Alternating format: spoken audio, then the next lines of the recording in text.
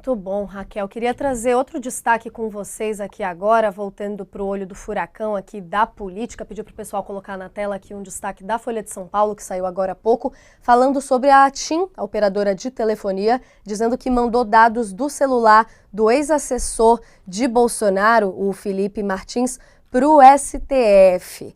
Eles informaram que passaram esses dados do Felipe Martins, presidente de fevereiro desse ano, que enviou dados de geolocalização do celular dele para o Supremo Tribunal Federal. Em mensagem a representantes de Martins na última sexta-feira, a empresa disse que não poderá repassar, no entanto, dados citando necessária autorização judicial superveniente que fundamente vai ser essa entrega. O ministro Alexandre de Moraes, segundo eles, é quem poderia dar essa autorização.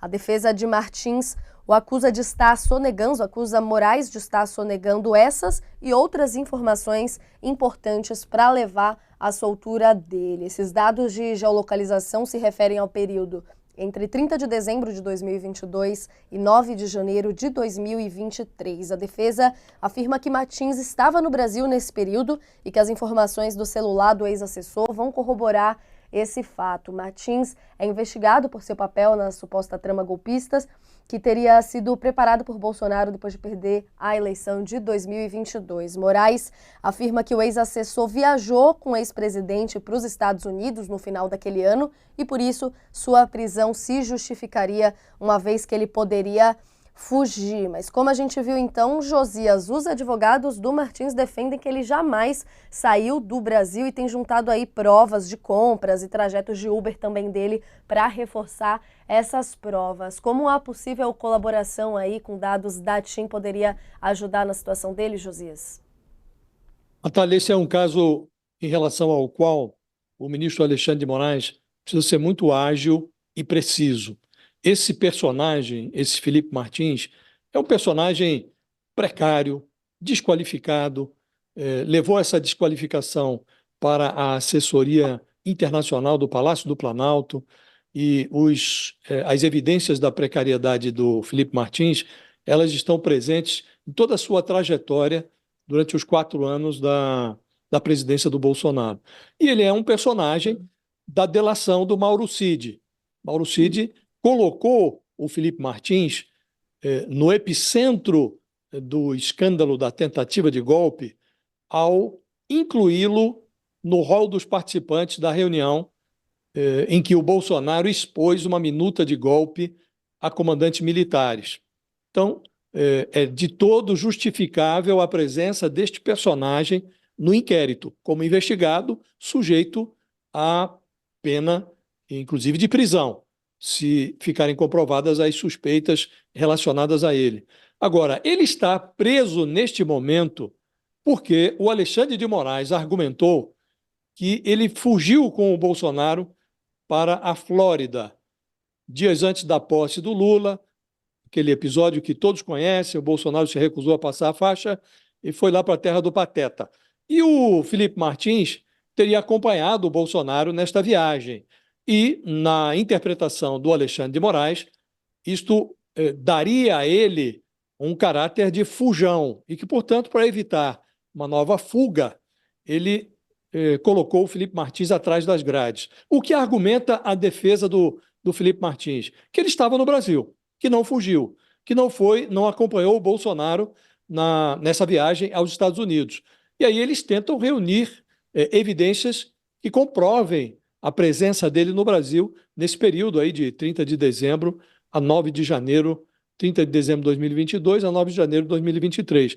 E aí eles recolhem dados do iFood, desses aplicativos de alimento, aplicativo de transporte, né, do Uber, e há também esses dados referentes à telefonia, que é possível, pela geolocalização do telefone, atestar se o dono do aparelho estava no Brasil, estava fora do Brasil. Então, isso aqui está alegando a defesa do Felipe Martins. Por que acho que o Alexandre de Moraes deveria ser preciso e célere na análise deste caso? É porque só se justifica a prisão do personagem se houver, de fato, o risco mencionado pelo ministro. Se a fundamentação da prisão parte de um dado equivocado, aí a prisão precisa ser revogada, sem prejuízo de lá na frente, havendo uma condenação no processo criminal, que ele seja recolhido lá, que pague a sua pena. Agora, prisão preventiva só se justifica em determinadas circunstâncias. O risco de fuga é uma dessas circunstâncias. Agora, se desaparece o risco de fuga, aí é preciso que o ministro analise com muito critério o que levou o que o levou a determinar a prisão desse personagem.